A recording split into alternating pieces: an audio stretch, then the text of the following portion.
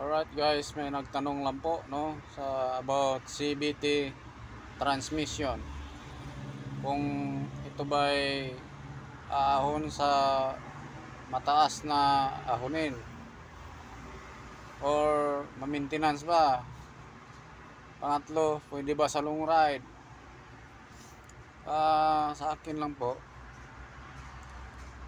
nasubukan ko po na po yung CVT. Mayroong nasubukan ko sa Honda, nasubukan ko rin sa Vios or sa Avanza, mayroon nasubukan na din sa Innova.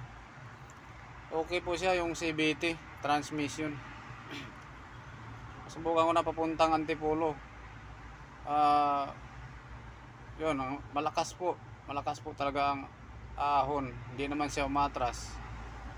Antipolo, Baras, yun, mga paahon po yan.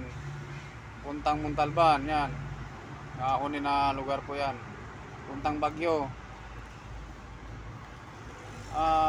Yun, nasagutan natin yung katanungan na ahon ba, yun, makakaahon naman siya.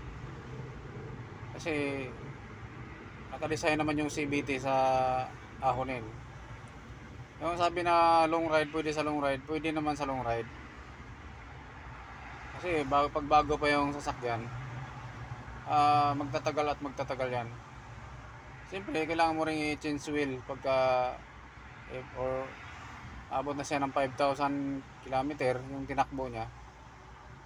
Palitan niya lang yan, saka yung filter niya. Kaya siya ma-maintenance kasi dalawa po yung filter na papalitan mo.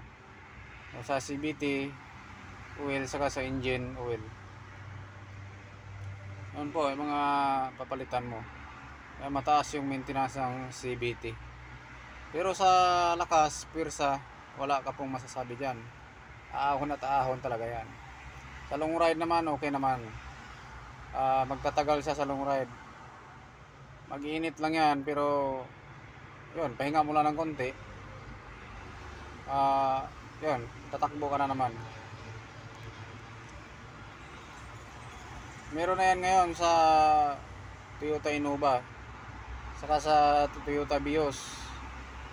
Meron din sa Avanza, yung mga bagong labas, naka CVT transmission na po sila. Yan lang po. Kung nagustuhan po yung video, paki-like and comment na lang kung mayroon kayong may alam din kayo sa about CVT. Share lang natin sa mga car owner. Ayun lang po, i-share ko lang po yung nalalaman ko about CVT. Yan lang po mga master, paps.